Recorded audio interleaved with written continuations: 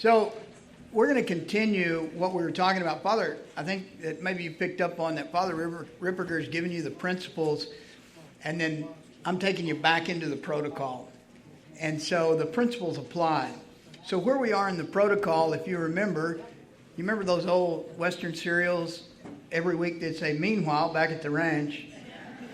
So meanwhile, back in the protocol, we've just finished phase 1, and we've determined that if things if they get better, keep doing what's bringing you improvement. If they stay the same, it's probably primarily psychological. Now let's examine that for just a minute because Father talked about psychological compatibility. And because you identify something as being psychological or primarily psychological does not mean you're out of the woods, okay? And so this is another thing that's moved into the church that is not a traditional response, and that is it's not either spiritual or psychological. It's not an either or, it's a both and. And so when you understand that it's a both and, here's a couple of things to understand about the both and. The demon does not cause the psychological or mental health issue. So let me say that again.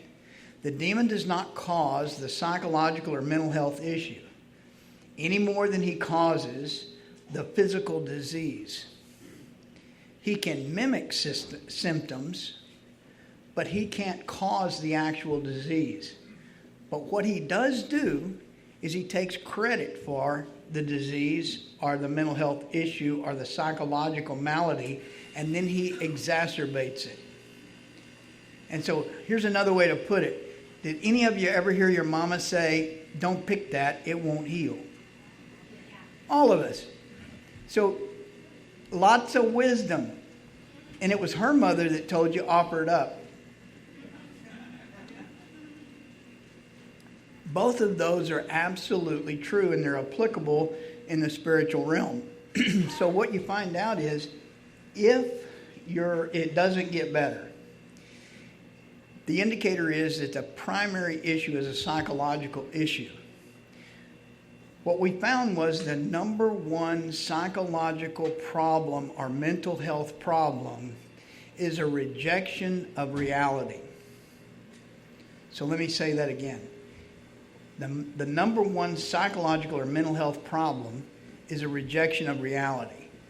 So you got one of three issues if you've got a reality problem. You got one of three responses.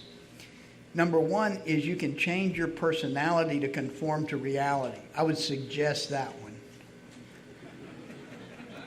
Number two is to continue in a downward spiral of psychosis. And number three is substance abuse. So number three alters reality. Number two alters your perception to reality. Number one conforms you to reality. And so let me give you a primary example, because mental health is something that we don't talk about. It has a stigma to it. And so what is reality? Reality is God. It's providence. It's those things that you cannot change, nor should you try to. So the first level of reality, God in creation, the first level of identity is called the specifics of your identity. And then there are the accidentals.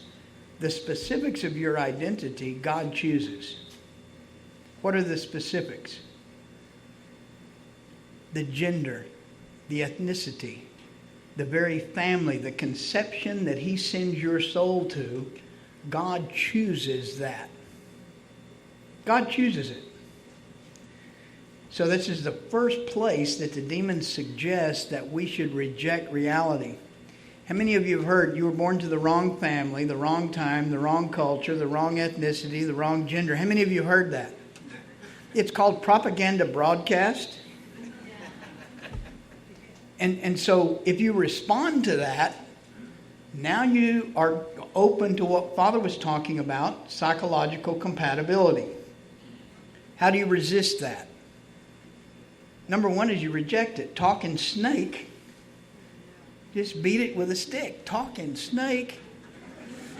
If my Scott grandmother had been Eve, all of sacred scripture would be a trifold brochure with a big picture. Because she would have said, talking snake. So I don't care what he says. That ain't right. So I was asked on a radio show a couple of weeks ago about gender dysphoria. I can barely spell gender. I can't even get close to spelling dysphoria. So I asked the host, I said, what exactly do you mean by that? And he said, well, confusion about your gender. I said, I am not confused. And so literally, look on your birth certificate. Because in that moment, someone smarter than you, someone with a degree in medicine, looked at you and said, that's a girl. That's a boy. There's also other information on your birth certificate. Who your mama is, who your daddy is, when you were born, what time you were born, what race you are. There's all kinds of valuable information that if you're confused, just go back to what does the label say?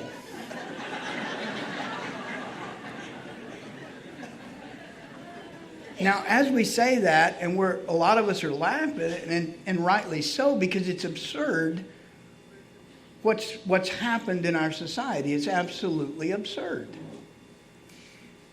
But this shows the psychological compatibility. Oh, incidentally, I'm identifying as a 7'3" black supermodel. Well, you're laughing at me? I'm not sure how I feel about that. But the absurdity illustrates exactly my point. Because when these people start turning away from reality, they're actually severing the flow of grace. Actual grace is that medium of communication between creature and creator. And the receptors are your ability to accept reality. And you may say, God doesn't love me because he sent me to a really, really bad family. He made you. He made you. What do you think? He's turning out souls? That was not so good. No. He made you and he sent you with a specificity. The specificity he sent you with was the same one he sent his son. The maximum salvific effect if you will join your life to his. Many weak souls like me got an exemplar father. Wonderful, beautiful man. All I ever wanted to do was be like my granddad, my dad, my uncles. My heroes were always cowboys, and that's all I ever wanted to be. But for stronger souls, he sent them to a more challenging situation. And so they got maybe an abusive father, maybe a father who abandoned them. And in that absence, the ideal is accentuated. So we either get exemplar or we get an absence. How many of you know the young man who had a horrible childhood, maybe even an abusive childhood, and he's an exemplary husband or father? How many of you know him? He's out there. Where does that come from? We say things that are supposed to make people feel better, like, you can't give what you don't have. How many people in this room have said that? Oh, come on.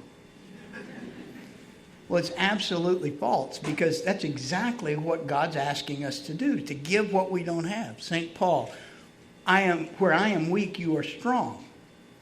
And so where does this come from that this young man or young woman turns this around? This is what Father's talking about, breaking generational sin, breaking the sins of a generation. Someone willing to be Christ and do it right. The demon out of justice says you need to get even.